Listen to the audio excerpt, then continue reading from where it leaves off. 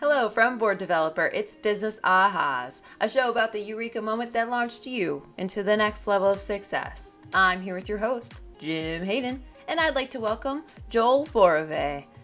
Mr. Borovay brings more than 25 years of senior executive and C-level management experience to growing entrepreneurial organizations.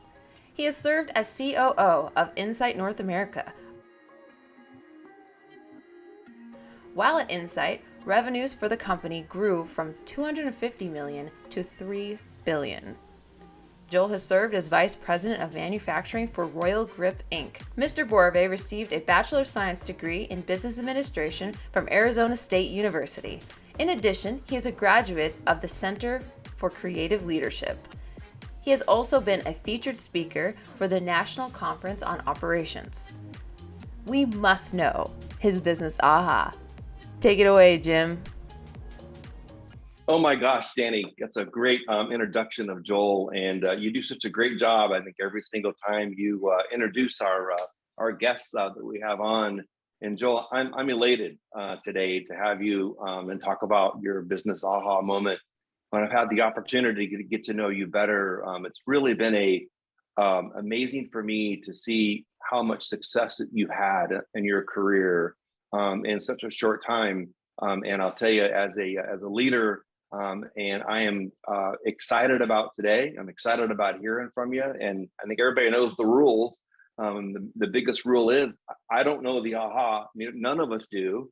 So we're all are going to be as surprised as anybody else is for hearing what your business aha moment is. So with that, thanks for being with us today. And Joel, it's all yours. Well, Jim, thank you. First of all, thank you for having me. It was such a pleasure when we got to spend time together and chatted about all things business, not business, whatever it was that we talked about. And I remember when you mentioned business aha, and I was excited to say, hey, I know what it is. And you stopped me immediately. And you said, don't say anything. We can't know this. So the great news was when you did stop me and we had this conversation and I started thinking about it and then recognizing that I'd be coming on this podcast to share it, I started realizing there isn't just one aha moment. I think that if at any point in our lives we have a single thing, it certainly is impactful, but also the reality is that every day we keep learning things. And I'm sure if I think hard enough, I probably had an aha moment yesterday. But I know what this is about is like, where did you get all this started and how did this thing look about? So my aha moment, I guess this would be a good time to share it, right? My aha moment actually occurred, I was working for my father. So I was one of those guys that grew up in a family business. My dad had an aerospace foundry. I will tell you, it's probably one of the dirtiest, disgusting businesses out there. And I mean that physically, because you're in the sand and the smoke and the metal and the stuff. And I was working for him. I just graduated from Arizona State University with a degree in production management, which today would look more like supply chain or something like that. And I was working for him, and my dad was a tough and great mentor, right? And the things you remember, right? Some of us are old enough to remember E.F. Hutton, and there used to be an E.F. Hutton commercial that would say, when E.F. Hutton talked, people listened, right? Right. They used to say about my dad, they used to say, when Mel talked, God listened. So that was how our meetings were, and that was how things were. And he was a great mentor, but beat me up every day, figuratively, of course. And I would do something and he would be on me, and he would always find the things that I wasn't doing, and he would constantly work and correct me.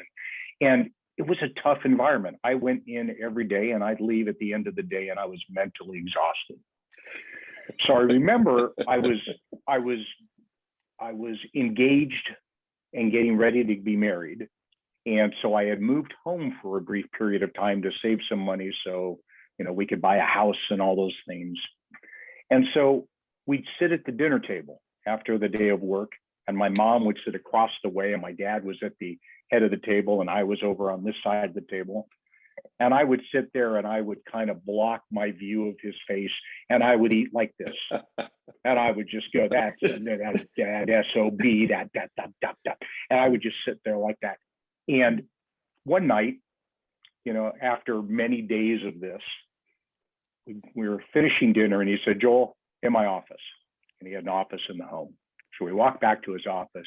He shut the door and he says, what the hell is wrong with you? And I said, Dad, I am trying so hard, and all you do is beat the crap out of me. And I don't get it.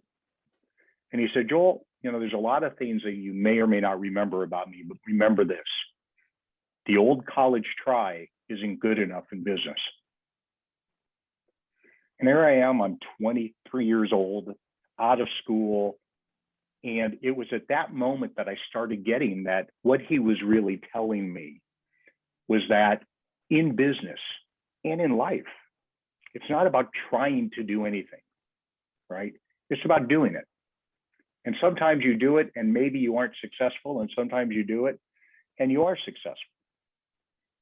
But that's a point in my life where I learned that my job and me as a person and a human being is to do it. And the word try is one that is not in my vocabulary anymore. I don't use that word. I do it. Here's what we're going to do. This is what this will be. I'm going to do that thing. And then I will either be successful at that or not, right? But that was going to do my best, right? I'm going to do my best, not try my best. Exactly. Yeah, makes sense. Yeah. Uh-huh. Yeah. It's about, it's really about, always do your best work. Always. And recognizing that sometimes my best work, I have a lot to learn. And that's the thing I've carried through my entire life. And it's really driven for me the concept around the 4 pillars that I drive in all the businesses I'm involved in. And that is ownership, accountability, teamwork, and communication. Often we put the words a little different. We say communication, ownership, accountability, and teamwork. So that way you can put on the coat. So in business, I'll say, are you willing to wear the coat, right, of those 4 pillars of how we operate? But I will tell you that the single most impactful thing, thinking back to that aha moment, was around communication.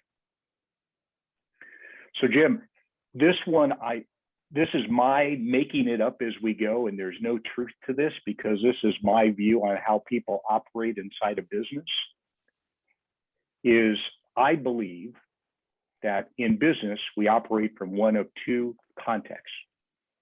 One is wanting to look good, and the other one is not wanting to look bad. And if you consider for a moment that in everything we do, that's how we operate inside a business, and that's how we communicate, right? Then you can really start to get that. When in fact, it's only business. It's not personal. When I can't get a job done by a certain time, when I've made a promise that I do so, I communicate at the moment I know that and make a new promise. And if I say to you, Jim, here's my promise and this is what I'm going to do, and I'll get it done by this time, and the moment I know I can't, I'm going to tell you, because guess what? I'll bet a bunch of smart people in a room can probably figure out how to solve the problem. But if I'm worried about not looking bad, it's likely I'm not going to communicate. Probably not. So when your dad said to you, Joel, remember this one thing, and you said it's about communicate, you always heard him, or is it fair to say maybe you weren't listening like he wanted you to listen? It's very fair. And then after he explained to you the way that he explained it to you, did it hit you at that moment, or did it take a little bit of time? It hit me for the most part at that moment. What do kids want to do? Again, I grew up in a family business. Kids want your dad to be proud of you. Absolutely. The last thing I want to do is tell him I can't do something or don't know how. So, I would fake it. That old saying, fake it till you make it. Well, sometimes you can do that, and other times it's a lot easier if you just go communicate that maybe you don't know how to do that. Hey, guess what? I don't know how. Can you help me figure this out? And then, he was happy to help. Yeah. Did your relationship change with him overnight? Overnight. Overnight. Absolutely overnight. And what changed about it was I grew as a person inside of the business, where when I recognized I didn't know how to do something, I'd ask the question. Now, one of the great things that he was always good about was making sure that when I walked into his office to ask him something, he didn't leave, or rather, I didn't leave the office unless the problem was still with me or I could solve it. It wasn't like I went in and said, hey, I've got this problem, here you go. And I walked out and said, wow, I got that handled. No, he would keep me in conversation so I could work through and figure out the problem. And then he could jump in and decide where he could offer those nuggets of wisdom to help me solve the problem. Do you think he had a little bit of an aha moment at that point as well, not realizing how he made you feel up until that day? Or did he know? I would say that it wasn't so much about me as it was about how he operated with everybody, right? Because what started happening was that he was more open to having people come in and ask questions. His door was always open, but it never seemed like it was open. And then people started seeing me going in and saying, wait a minute, if he's going in, I ought to go in and go ask that question. And then I would tell him, go in there and go ask a question. Because guess what? He's a pretty smart guy, right? So there's a possibility that it was an aha moment on both sides of the desk. Yeah. Interesting. Definitely. What's fascinating, Joel, and I'm not sure how many of our episodes that you've seen, but there is a theme, and this theme has been a significant aha for us. And most individual leaders' aha moments that we've talked to, most, if not almost all, have been when they were younger with their family. It's been such a interesting surprise that if you think about, when do these aha moments happen and how they then craft kind of who we are. And I think it makes us all think as parents that at what point are we making that same impact on our children now that has that going to be that lasting impact in the future? Well, I will tell you, it has made an impact for me personally with my children. I have two adult sons, both have and continue to work for me in some capacity. And learning those things that I learned from my father, it's interesting. They say sometimes you are your dad or you become your dad. I've noticed myself saying things to them that were the things my dad taught me. And having that lesson was a lesson that I've given to them. And they've really become very good at, and it's helped them in their professional career to take the word try out of their vocabulary and talk about what they can do and communicate when they can't do something. And for them, what it has done is it's altered their success so far. Their success has grown immensely. And it's those lessons that, I had to learn, call it maybe the hard way. I've been able to share that with them early on. And I presume you've had these conversations with your dad since then, or since that day when you were in your early 20s, in sharing with him that impact that you had after that, the change that it made. No question. Prior to my dad's passing, and after he was out of the business and had retired, we spent a lot of time talking about business. And the one comment that he always made is he said, Joel, I'll never have to worry about you. That's a good feeling when your father says that. And it was a result of the things he taught me and the things I learned. And there were always the fun moments too. I remember walking into his office one day and I said, Mel, because he wouldn't allow us to call him by dad. You don't do that in the office. I said, Mel, you got a minute? He goes, absolutely. And I sit down in front of his desk in a chair, and he turns behind him to the credenza and he pulls out a 1-minute timer. He takes it and he turns it over and he goes, go ahead. I go, what are you doing? He said, you needed a minute. And I would say, you're running out of time. So what is it that you want? And I said, this is going to take more than a minute. He goes, well, clearly, because you haven't said anything yet. We're almost out of time. And I said, why did you do that? And he said, if you need time, that's great. Say what you need. Make a direct request, right? If you need to speak, set the right expectation right up front. Another lesson that has been something that I've always remembered, and it really goes to make a direct request in communication. If there's something I want, you'll never have to ask me. Be clear with your expectations and don't be ambiguous. Right. Ask for it. Ask for it. And, interesting. That goes in business and it goes in personal life. My youngest son, we were traveling and out of town, and he took out one of our cars while we were gone and, went racing around town, and nothing happened other than, we ended up finding out that he did it. And we sat him down and we said, Andrew, you have to ask for what you want.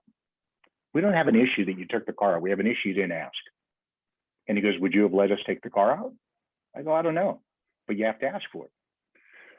So every morning after that conversation, he would get up and he was going to school. He went to high school, Chaparral High School here in town. He'd say, Dad, can I take the Corvette to school? No. Okay. And he'd leave. Every morning he asked. And it was like 3 weeks in, it was a Friday. And he walks into the kitchen, says, hey, Dad, can I take the Corvette to school? And I went, sure. And he stopped, he looked, he said, really? I said, yes. And he said, you're going to let me take it? I said, yes, you got to ask for what you want. And if you don't keep asking, you'll never know if you'll get it. But here you go. And I gave him the keys and he took it to school. Back to the lessons. Now that kid of mine goes into Safeway and he asks for a discount when he's standing at the counter. He always does that. And we smile and we laugh about it, but it's really more the lesson of ask for what you want, because if you don't ask for what you want, you'll never get it. And that was something I learned from my dad. Why do you think, Joel, in general, people are afraid or just don't ask for what they want? In general, why do you think that is? I think it's being afraid of getting an answer they don't want to hear. Right? If I knew that I could ask for something and I always got what I wanted, right? I would always have that success. I would never have any failure.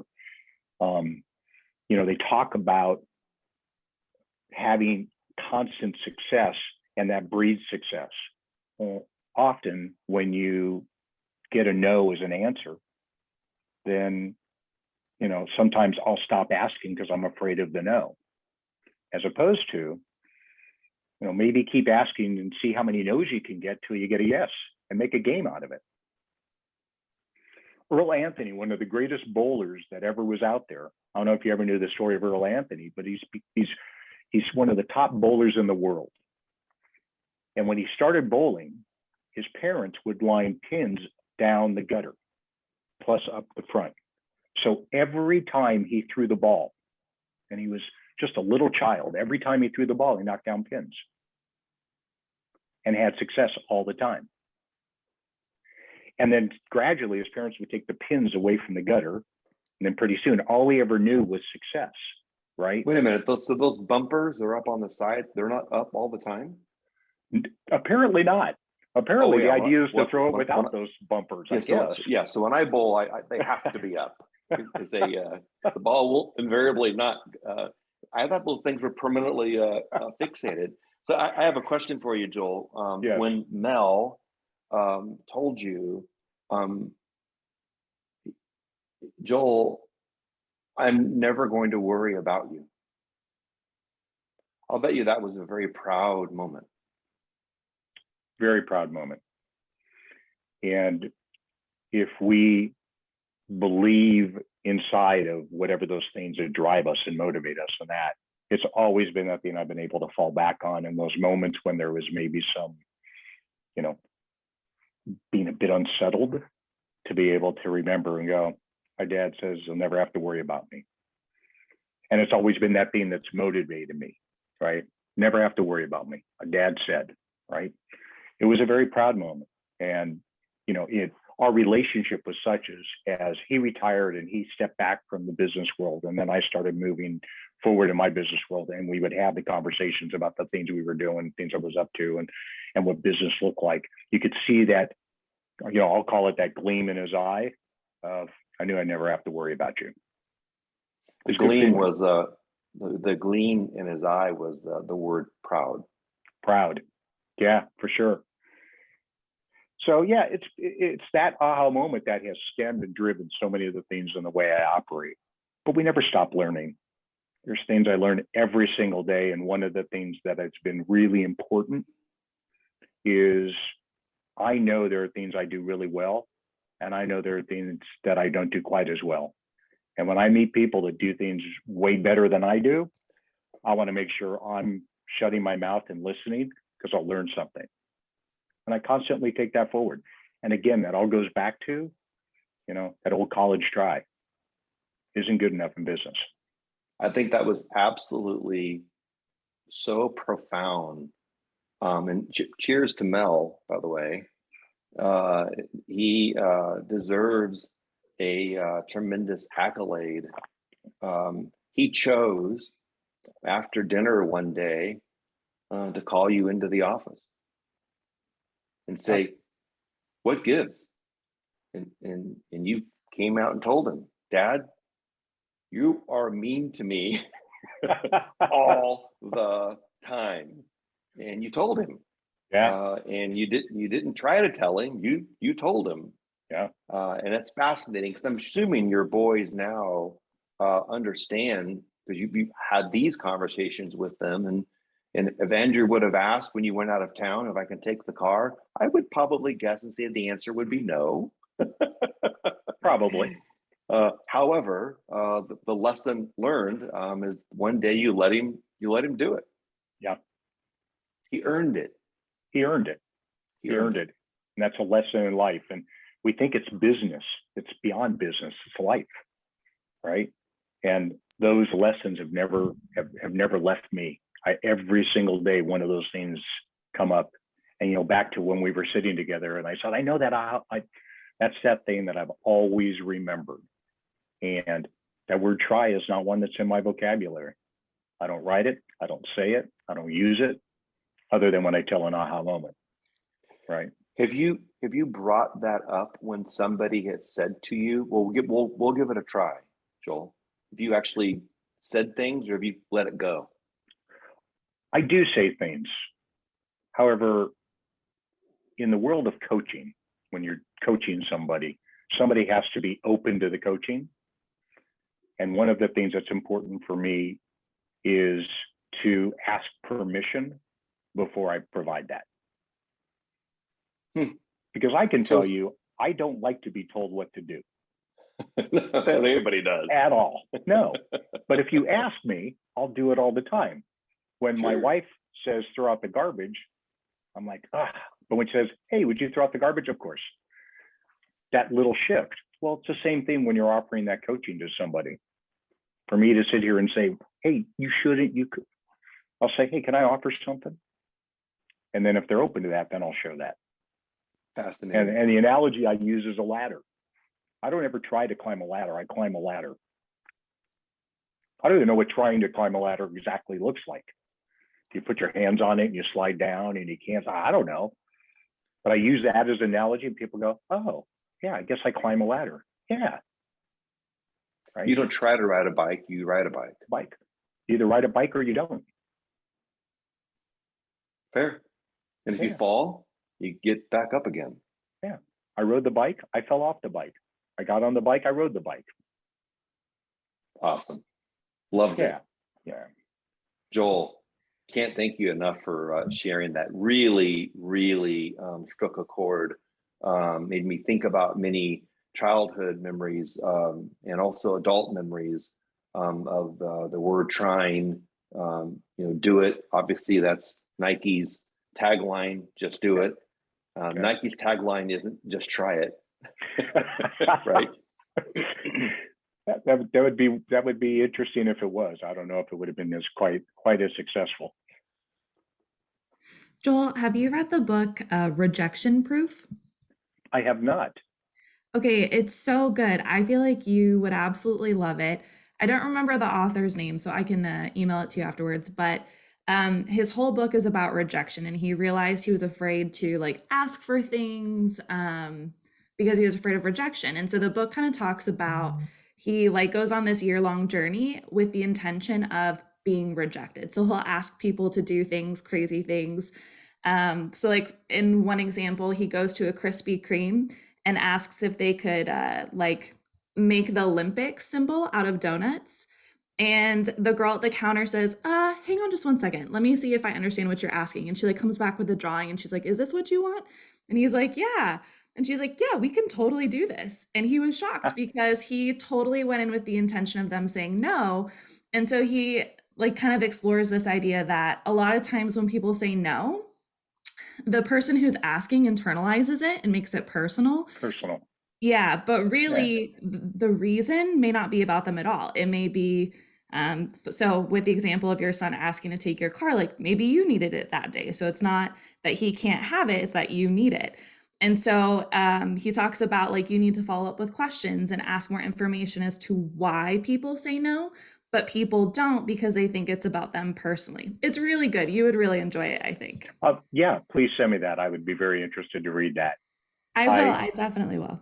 I did a lot of personal growth work. And one of the things we'd have to do is we would have to make phone calls, or we'd be asked to make phone calls. We didn't have to do anything. We'd be asked to make phone calls to people that might have an interest in participating. We'd have a stack of cards with phone numbers. And I remember that it was like that thing you didn't want to do because you would get no's, a lot of no's. And that's when one day while I was making these phone calls, and it was really just sitting there dialing away, where the coach that was working with me said, instead of getting hung up and making it significant about the no's, see how many no's you get before you can get a yes. Oh, well, said no, one, no, two, no, three. Pretty soon it became a game, and then pretty soon no's turned into yeses. Because also how we operate has an impact over there. If I call you with the thought that you're going to say no, the likelihood is you will. Right? Oh, that's interesting. Yeah. If I call you with the likelihood that you'll say yes, there's an opportunity for that to occur because that's the space I'm providing for you. No different than people go, nobody was there. And I used to tell people, well, quit calling where they aren't, call where they are.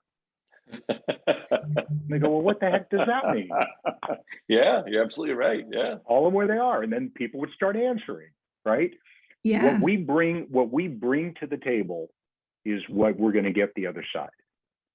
And we forget that so often. And when we can remember that, right? So back to at Krispy Kreme, it might have been that day where he really thought, I'll bet they could do this.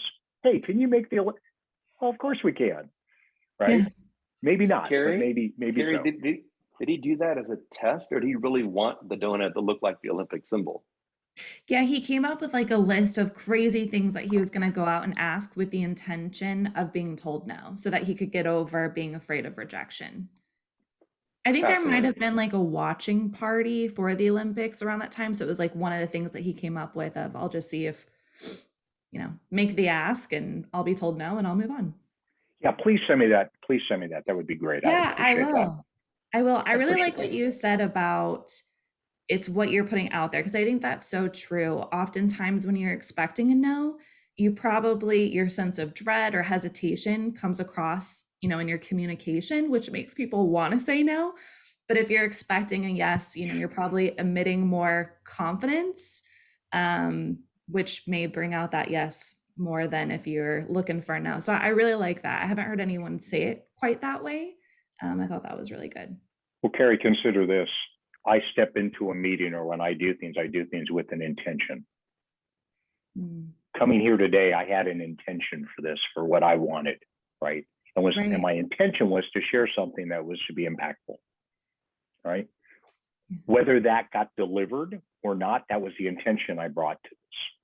When I go in and I ask for something, or I go into a meeting, I have an intention on what I want the outcome of that meeting to be, right? And if I say I want something, but I don't really believe it, the likelihood is it's not going to happen. I can't thank you enough for joining us today. This has been a true thrill. And so on behalf of our entire team, we appreciate your time this morning. We appreciate your time spending with us and talking through the aha moments. I bet your boys will enjoy the story because obviously they remember Mel or Grandpa or whatever they called him They do. at the time. Have a wonderful week, and thank you very much. And until next time, take care. Thank you so much, Jim. It was a pleasure. Thank you for tuning in to Business Ahas, brought to you by Board Developer. If you enjoyed Joel's story and can relate to his business aha moment, please be sure to like, subscribe, follow, and share. All the things we love to do. We'd really appreciate it.